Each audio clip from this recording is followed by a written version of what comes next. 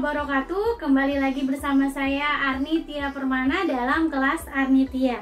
Nah, kali ini kita sudah masuk bab 3 di kelas 9. Oke, berarti kalian sudah selesai UTS.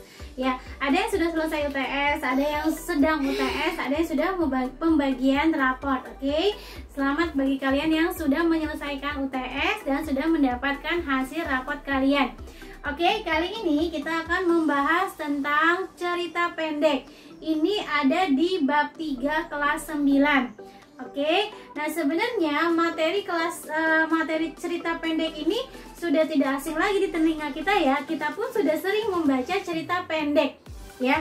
Cerita pendeknya bahkan kita juga sering membaca novel. Oke, nah kali ini kita membahas cerita pendek.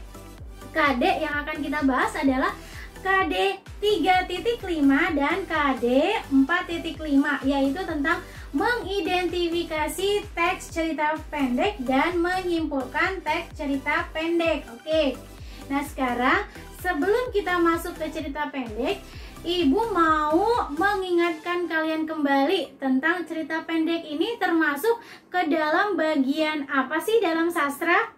Oke, ya kalian kan pasti masih ingat ya kalau sastra itu terbagi menjadi 3 jenis. Yang pertama ada prosa, ada drama, dan juga ada puisi. Kira-kira cerpen ini masuk ke dalam bagian yang mana nih? Prosa, puisi, atau drama? Oke, ya benar sekali. Cerpen termasuk bagian dari prosa fiksi. Oke, selain cerpen yang termasuk ke dalam bagian prosa itu ada banyak. Contohnya ada dongeng, novel, roman, mite, legenda, fabel. Itu termasuk bagian dari prosa fiksi. Oke, nah prosa fiksi ini juga bagian dari teks naratif. Teks naratif juga pernah kalian pelajari. Oke, naratif itu kan isinya menceritakan, bercerita, tapi beda dengan teks recount yang menceritakan kisah hidup, pengalaman atau hal yang sudah terjadi. Tapi kalau ini cerpen ini bukan hal saja yang sudah terjadi, tapi juga bisa berupa imajinasi atau berupa hayalan gitu. Oke, nah apa sih fungsinya dari teks narasi? Fungsinya salah satunya adalah sebagai hiburan, bisa juga sebagai solusi. Kok bisa sebagai solusi? Iya, kadang masalah yang kita alami juga terdapat dalam cerpen, dalam cerita narasi. Nah, ketika kita membaca cerita itu, jadi kita melihat, oh dia ketika mengalami hal yang sama seperti kita, dia melaksanakannya atau dia menyelesaikannya dengan cara seperti ini. Oh, bisa kita contoh gitu. Jadi, selain sebagai hiburan, teks narasi juga bisa sebagai solusi dari permasalahan kehidupan kita gitu. Dan dari teks narasi ini banyak hal yang positif yang bisa kita ambil. Yang terpenting kita jangan asal pilih membaca teks narasi, karena hal yang tadinya bisa bersifat atau berdampak positif ke kita, kalau kita salah membaca, kalau kita salah memilih cerita yang akan kita baca, itu akan berdampak negatif gitu, oke? Karena banyak sekali orang-orang ya, yang misalnya ketika kita membaca hal yang positif, dia akan mendapatkan hal positif juga, akan mengikuti. Tapi banyak juga yang ketika dia membaca hal yang negatif, otomatis dia akan mengikuti hal tersebut gitu. Makanya pesan ibu, ketika kalian membaca sebuah cerita, pandai-pandailah memilih sebuah cerita. Oke, kita akan masuk ke pengertian cerpen sekarang. Cerpen ini menurut 3 pakar ini pengertiannya adalah cerita yang selesai dibaca dalam sekali duduk, ya kan? Karena namanya saja kan sudah cerpen, ini cerita pendek. Jadi diberi pengertian bahwa cerita yang selesai dibaca dalam sekali duduk. Ini menurut Burhan Nur Giantoro. Lalu ada juga menurut HB Yasin, dia atau beliau mengungkapkan kalau cerpen adalah cerita singkat. Cerita singkat yang harus memiliki unsur penting, yaitu berupa pengenalan, ya, permasalahan atau pertikaian dan penyelesaian. Oke, dan yang terakhir menurut J.S. Badudu, cerpen adalah cerita yang menjurus atau terfokus pada satu peristiwa. Jadi dia fokus kepada satu peristiwa. Tokohnya pun tidak terlalu banyak kalau cerpen. Oke, itu adalah pengertian atau definisi dari cerpen atau cerita pendek.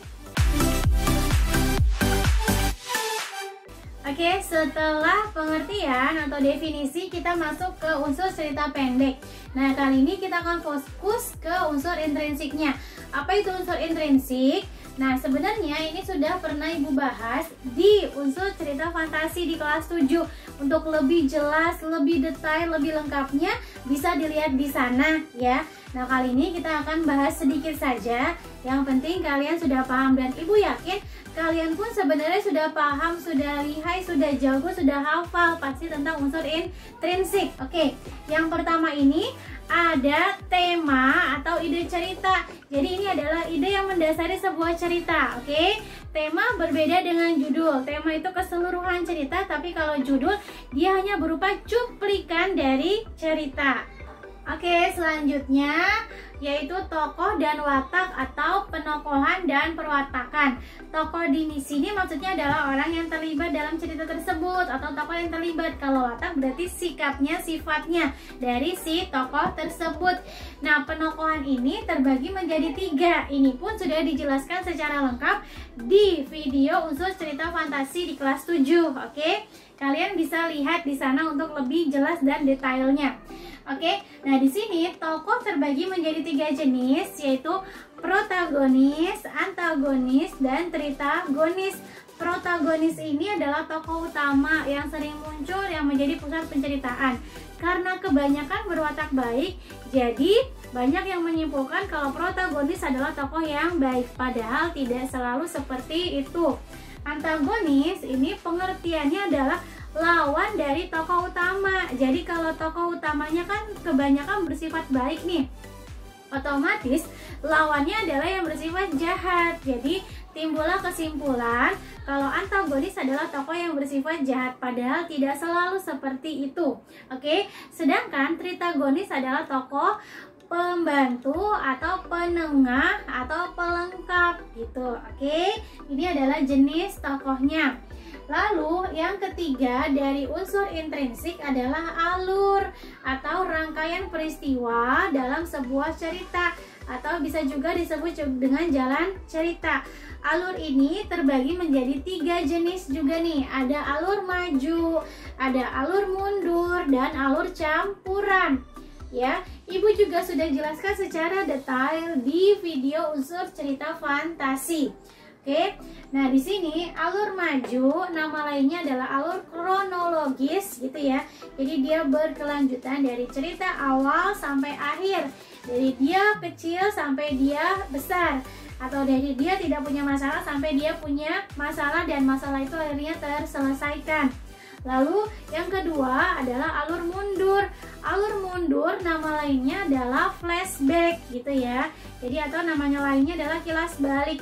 Jadi dia menceritakan masa lalunya, dengan catatan yang disebut alur mundur adalah semuanya berubah, waktunya berubah, tempatnya berubah ya. Orang-orang yang terlibat juga berubah sesuai sama ceritanya dia. Itu baru disebut sebagai alur mundur, bukan hanya mengingat sekilas ya. Terus yang ketiga adalah alur campuran. Nah, ini percampuran dari maju dan mundur, atau dari mundur dulu baru maju, atau maju mundur maju lagi. Nah, itu baru disebut sebagai alur campuran.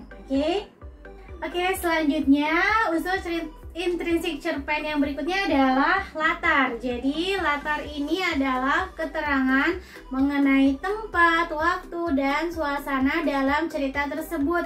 Nah, harus dituliskan lengkap 3-tiganya. Latar tempatnya di mana, waktunya kapan, suasananya bagaimana. Oke, kalian harus analisis atau telaah sendiri. Kadang memang penulis tidak menuliskan secara langsung, tapi kita bisa menebak, kita bisa menentukan sendiri, mencari tahu sendiri bagaimana suasananya, di mana tempatnya, dan kapan waktunya. Oke, selanjutnya unsur intrinsiknya adalah amanat. Amanat ini adalah pesan moral. Jadi perlu diingat, setiap cerita atau sastra, karya sastra yang dibuat pasti di dalamnya memiliki amanat atau pesan moral yang ingin disampaikan. Oke, jadi cerpen pun demikian. Amanatnya apa? Kita harus apa? Apa yang dapat kita ambil dalam cerita tersebut? Terus yang keenam adalah gaya bahasa. Kalau dalam puisi gaya bahasanya itu menggunakan majas gitu ya. Tapi kalau dalam cerita cerita cerpen ini ya, gaya bahasa yang kita analisis adalah dalam cerpen ini apakah gaya bahasanya sulit atau mudah dipahami nih gitu ya. Kalau dalam soal tuh biasanya seperti itu. Atau apakah dia menggunakan bahasa baku atau bahasa sehari-hari, bahasa formal atau bahasa yang mudah dipahami, apakah dia menggunakan bahasa daerah atau bahasa yang biasa dipakai gitu. Oke, itu analisis atau telaah tentang gaya bahasa dalam cerita pendek. Oke, ya, namanya saja kan orang pertama, berarti penulis terlibat sebagai tokoh dalam cerita itu. Nah, sudut pandang orang pertama terbagi lagi menjadi dua, yaitu orang pertama pelaku utama dan orang pertama pelaku sampingan. Artinya adalah kalau orang pertama pelaku utama ini berarti si tokoh adalah si penulisnya terlibat sebagai tokoh utamanya, berarti dia yang menjadi pusat penceritaan dan diceritakan secara detail. Oke, siapa sih akunya nih? Akunya sebagai penulis, aku menceritakan tentang diriku, siapa aku, siapa teman-temanku, apa masalahku. Ini orang pertama pelaku utama, banyak kata aku di sana. Oke, si tokohnya. Lalu orang pertama pelaku sampingan maksudnya adalah ada tokoh aku, penulis ada nih sebagai aku, tapi si akunya ini menceritakan orang lain. Oke, nah selanjutnya disebut sebagai dia. Jadi aku, contohnya nih, aku mempunyai seorang teman, temanku bernama Nisa. Oke, Nisa ini adalah gitu. Lalu dia, selalu dia. Nah, ini dianya ini kan maksudnya si Nisa. Oke, jadi siapa yang menceritakan? Yang menceritakan adalah si aku. Berarti orang pertama pelaku sampingan. Gitu. Oke, yang terakhir dari sudut pandang adalah sudut pandang orang ketiga. Nah, orang ketiga di sini bisa disebut sebagai diaan atau nama orang gitu ya. Kok nama orang disebut orang ketiga? Karena kalau nama orang misalnya namanya adalah misalnya Bunga gitu. Bunga adalah seorang gadis. Dia siapa? Dia adalah si Bunga gitu. Oke, jadi nama orang bisa disebut sebagai orang ketiga. Oke, lalu orang ketiga ini juga dibagi menjadi dua jenis, yaitu sebagai serba tahu dan pengamat. Jadi orang ketiga serba tahu dan orang ketiga pengamat. Maksudnya adalah kalau dia serba tahu berarti si penulis tidak terlibat dalam tokoh, tapi dia tahu segala hal tentang si tokoh. Dari tokohnya, siapa namanya, teman-temannya, masalahnya, lingkungannya, semua diceritakan. Oke, selanjutnya yang kedua adalah pengamat. Karena hanya sebagai pengamat berarti dia hanya fokus sama si tokohnya, dianya saja, hanya fokus sama masalahnya sama si tokohnya, yang hal detailnya tidak diceritakan secara lengkap. Jadi hanya fokus sama si tokoh utama. Oke, itu perbedaan antara sudut pandang orang pertama dan orang ketiga, serta perbedaan antara orang ketiga serba tahu dan pengamat, orang pertama sampingan, dan pelaku utama. Baik, kita masuk ke bagian akhir dari KD yang sedang diajarkan ya.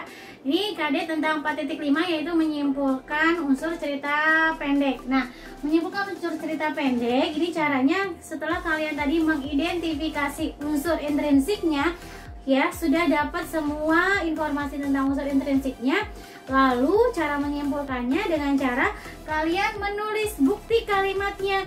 Jadi bukti kalimatnya kalau menandakan itu latarnya pagi, ditulis juga buktinya. Kalau menandakan itu sudut pandangnya orang pertama, tulis bukti kalimatnya. Itu bisa disebut sebagai menyimpulkan unsur cerita pendek. Oke, ya, demikianlah pembelajaran bahasa Indonesia hari ini yang membahas tentang cerita pendek. Semoga kalian bisa memahaminya dengan baik dan semoga bisa bermanfaat. Lalu kita akhiri, wassalamualaikum warahmatullahi wabarakatuh.